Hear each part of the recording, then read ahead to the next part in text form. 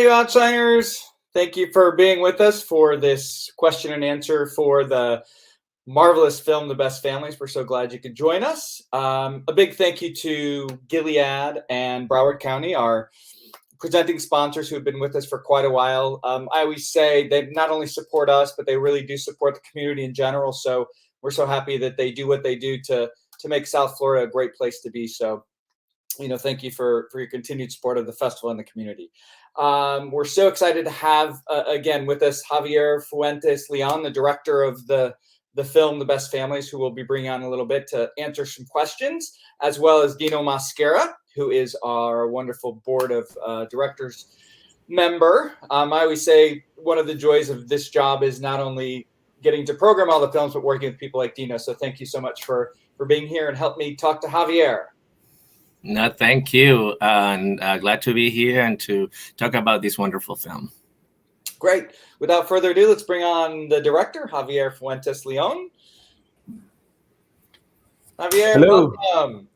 How are you? Great. Thank you so much for being here and for allowing us to show this wonderful film. We're so excited to talk to you a little bit and learn a little bit more about the film. I'll start with the basic question. We'll start with the easy one. Where did the story come to be? How did it sort of evolve? And then how did you get involved? It's had a lot of stages, really. I started, this all started with a conversation I had with a dear friend of mine from Peru, but we were actually leaving. I live in LA and he was living back then in LA. We are both gay. We were both in the closet back then, so this is a long time ago. And our mothers know each other. So we were at a cafe talking about, wouldn't it be funny if we decided to marry? This was before gay marriage was actually allowed in the US, but it had just started to be, legal in Spain and other places. And we said, wouldn't it be funny if we just married in secret and showed up and told our mothers, who know each other very well, that we got married, And out of that we thought was funny, that was the seed for writing that inspired me to write a story about two women who are friends, who are like the matrons of their families. These are women that belong to an upper class, let's say, but the secret was different. The secret at the beginning was these two gay guys who had married, in secret, and they were coming to Peru, and that would come out in a big way, and very publicly. And and for a long time, that was the screenplay. I wrote that version, and the whole comedy was about these two guys getting married and the mothers fighting for the marriage, and who threw the wedding best and all that. But although I liked that version, for a while, I felt like it was maybe, with my first film, which is Undertow, Contracorriente, which lives in a whole different genre and a whole different universe, but I had already talked about coming out. And I felt like I was repeating myself a little bit, even if this was a comedy. And I also felt that even though it was still relevant for Peru, we've seen movies like that already, and I was more interested in starting to talk about class and privilege and class difference and racism and, prejudice in general, and not only homophobia. And so 5 months before we started shooting, I decided to radically change the story and rewrote the screenplay with the same universe, the same characters, and came up with a story that you guys see. And out of that change, a lot of elements, the character of Merche, of course, the girl that comes from Spain, appears for the first time. And the idea of this gay guy who has been an activist, has always been very open about being gay, all of a sudden now he's in love with a woman and with intentions of marrying her. So that, of course, is new, but also the little house in between the two houses appeared in this version. Of course, the protests, because then it became about, about the have and the have-nots, the privileged and and the fear of the other, So that's why in the film, even though the film started the same way in both versions, in this version, it has more meaning, that we see the two sisters who are maids do this long trip to go from their poor houses to these very rich houses. And once we go in with them, we never leave that bubble. So it's Yeah. about the bubble that we create when we want to separate ourselves from the others that we don't understand or that we fear, you know. No, that's exactly. I'm glad you actually went with this changes with this. How you, because I had to tell you, as a Latin American myself, the fact that you depict so wonderfully the this what you describe as the have and have nots, the dichotomies of the societies in Latin America, and things that we know exist and we don't talk about, and this class system, and the socio-economical differences of the haves and the have nots, and how they clash in this film so wonderfully. And obviously the story that you talk about of Mariano and Andres as a part of that. But more importantly, to me, the fact that you have that casita in between the two big houses, and how they go from one house to the next one with their chauffeurs, and their mates, and they drive around so that they arrive like decent people, I guess, like God-given people, you know what I mean? So that was so spot on. I had to say that, to me, it's so well describe what goes on, especially in the big capitals in Latin America, where people seem to be okay. I mean, people live with maids and chauffeurs, and not everybody, but the 1%, as we know them here. So, and how do you play all these dynamics around that? So and the two sisters particularly. So but tell us more about Andres and Mariano, and how the Andres and Mariano in the past. I mean, the gay story within the story. So Yeah. Well, they were, as I said, they used to be, they used to have bigger roles because all of the secret was about them, So I reduced their story and I changed, yes, as I said, Andres now it's coming from Spain with a woman, and Mariano is the one that, so what we hint at in this story is that Mariano and Andres, probably in the little house, that's where they started to explore their sexuality, and that's where they were hiding when they were like, fooling around and probably making love, and but they were probably found, and that kind of shocked the families. And Andres, who was probably maybe the one that incited it, or the one that was more at peace with it, is the one that ends up moving to Spain because he wanted to be a writer. And in Spain, of course, he probably came out completely and very openly and actively, and whereas Mariano stayed, and he's always been, even though he's out now and he actually has a partner, which is Jano, who is like this kind of bear that is also into sports, into soccer in particular. And they're very happy, but there's this first love that left, which is lingering, and it's like floating in between the two of them throughout the film, and there's this little question about is the return of Andres with this woman as his potential wife, or is that going to create any impact in Mariano and in Mariano's relationship to his new boyfriend, Jano, so that's something that is lingering there. So that it's definitely, a subplot. It's not leading the story, but I definitely wanted to put it there. And I also I didn't want for prejudice to just be, I think prejudice is very democratic. We all have it, even the ones that are woke or that we think that we're woke, we usually life will surprise us and show us moments in which we actually realize, oh wow, I also have prejudice, So I didn't want in the film to just give prejudice to the ones that we obviously expected from. So in this particular story, actually, it's the gay couple, Mariano and Jano, who are the ones that have the hardest time accepting that Andres is now dating a woman when he's been out for so long. and so actively out, Right. and I wanted that to be there to say, like, we can be also prejudiced even when we That's think, right. and even No, when we've been victims of prejudice, sometimes we don't learn that we do it, we don't realize we do it to others, or sometimes even to our own community, and there's,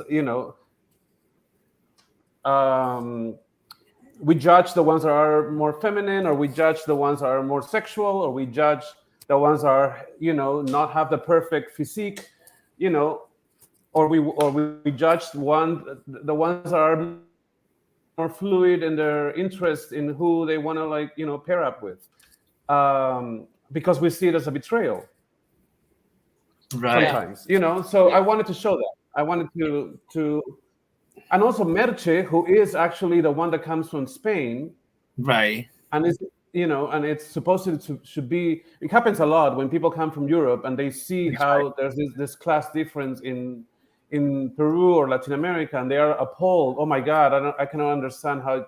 But once they move here, they immediately get their maids and their nannies, and they love it. So there's That's right.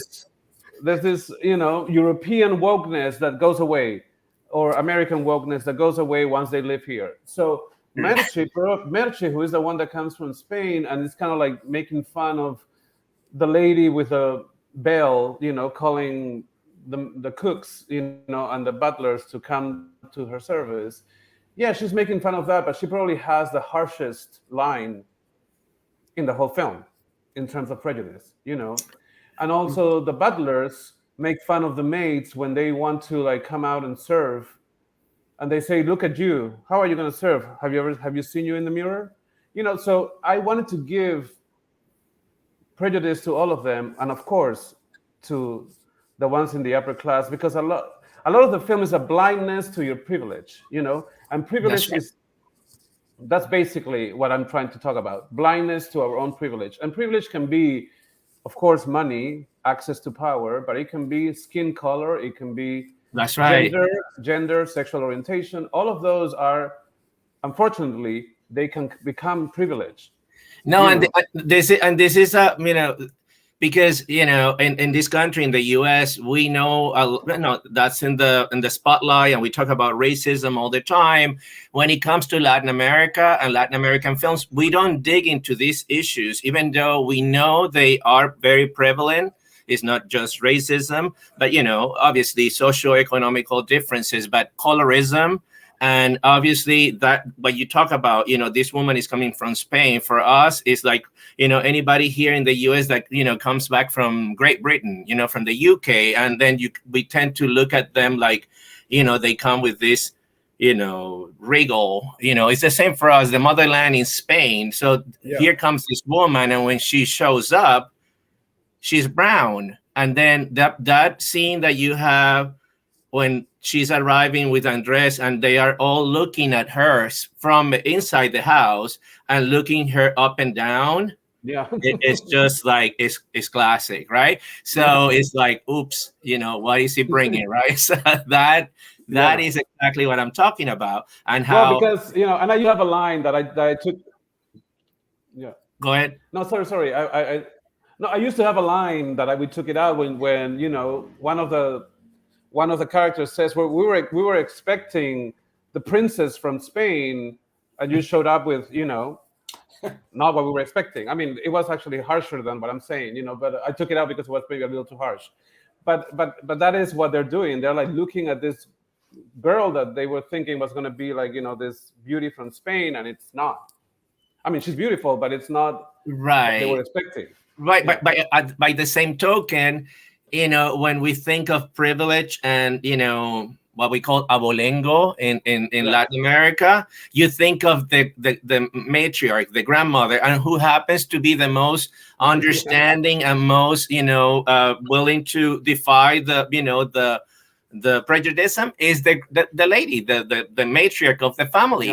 That's exactly they're forced to deal with this. When what was her name, the old lady, the Spanish woman, she thinks she's the Infanta. It's just like, come on, You had to leave that behind, but they come Yeah. to Latin America and they think they're gonna be royalty, again. So Exactly. very well done. I really think Thank that you. you touch it right on. Yeah, and again, thank you for not being afraid to force us to look at our own prejudices, because as you said, we don't often do that, and it's important for us as a community to sort of say that, hey, we do have some prejudices and we need to figure them out. We're, Yes. we're running short on time, but I have one sort of quick question. You've done two of my favorite movies in Undertow and The Best Families, but they are very different. Mhm. Do you have a different sort of mindset when you're making a comedy, maybe as opposed to Undertow?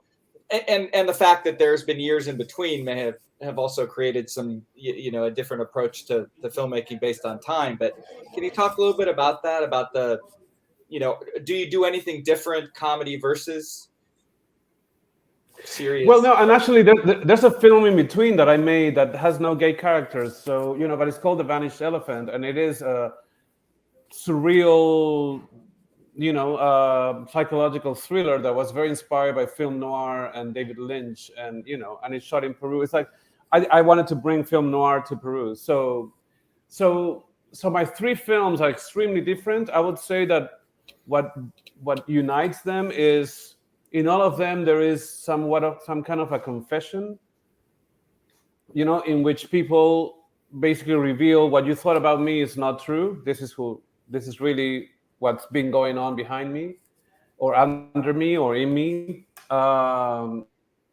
So, and it's funny, I don't choose my projects based on, I want to now jump to another genre, but it seems like that because I went from a melodrama really with magic realism to a psychological thriller with surreal and film noir touches to this satire, but the ideas are the ones that really inspire me, and they come with their own universe. I start to build the universe and the genre based on the idea, and from the get-go, even in the previous version of the story, but in this one too, I thought that humor, and a very acid humor, like satire, was the way to go. And it's funny because I can be very serious, but I can also be very, very funny, or I like to laugh and make fun of myself and other people. So that is the side of me that is shown up in this film. When it comes to directing them, in the end, the approach is the same. I'm trying to, of course, you're trying to generate a tone and a genre, that fits with the one that you think is best for the story. So that is different. I would say that The Best Families is the hardest one, has been the hardest one to direct. I was extremely lucky to have an amazing cast, and it's a huge cast, and it's very easy to write a huge cast. Well, not very easy, but it's easier to write a huge cast on a page. It's much harder to actually direct so many, not because they were amazing and they actually know each other. So it was constantly funny. We were laughing whether, in between takes all the time. But to make sure that I register all of them, that I didn't miss hooks, because a lot of that is being said, but there's also a lot that is not being said, that it's, in between the lines, and that needed to be registered. And I have scenes in which 21 people or 24 people are in the same table, and that is craziness. But it was the hardest one to direct, but I'm really happy that it turned out the way it did, and that it's a lot of it belongs to the cast and the crew, who did a great job. But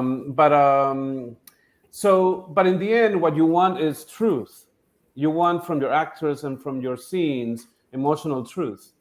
In comedy, you want that, and on top of that, you want timing and sense of humor. So I think comedy is harder.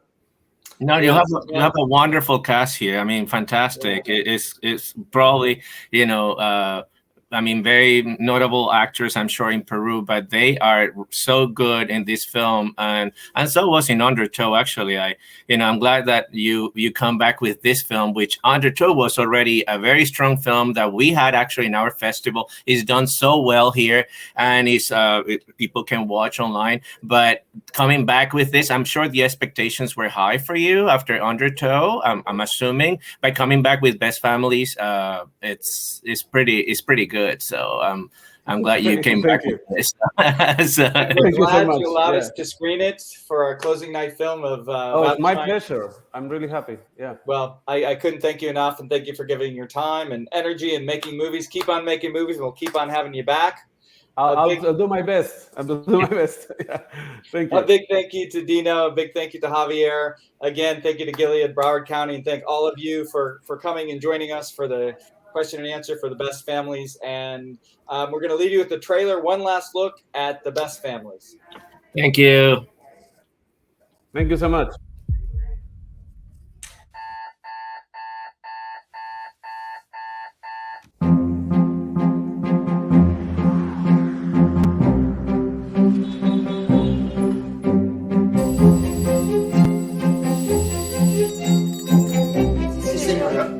Va a dormir con Andrés. Pero los voy a poner en camas separadas, porque tampoco, ¿ah? Si te beses con la chica y no te ha contado nada, ni una foto, nada. Todo para adentro, por eso es escritor. ¡Mamá! Mamá, por favor, no vas a ir fumada al almuerzo de Alicia. ¿Tú crees que porque tienes plata puedes hacer lo que se te da la gana, no? Claro, hija, ¿en qué mundo vives? Florentina, ven por favor, que los chicos me están volviendo loca. Las dos marchas han sido desviadas por la policía hacia barrios residenciales. Para mí la única solución para que esa gente aprenda es darle palo y bastante gas. O sea, para usted la solución es golpear a la gente. Hoy llegaron. Hasta hace 3 semanas tú eras gay para todos ellos. Sigo siendo. Ahora eres gay con novio. Mis padres biológicos eran de aquí. Tu secreto es un chancay de A20 comparado con el de él. Ay, qué asco, por favor. Te recomiendo que te intoxiques con algo. Se viene una tarde inolvidable. Shirley. Ay, no te creo. Dime que tú no sabías nada de esto. ¿Qué dijo? Tú no puedes decir nada de nada, ¿me entiendes? Yo también me sé algunos secretitos. ¡Deja eso! ¿De qué hablas? De tu hijito adorado, ¿de quién más? Viene con toda esta bomba, la quiere tirar y se va.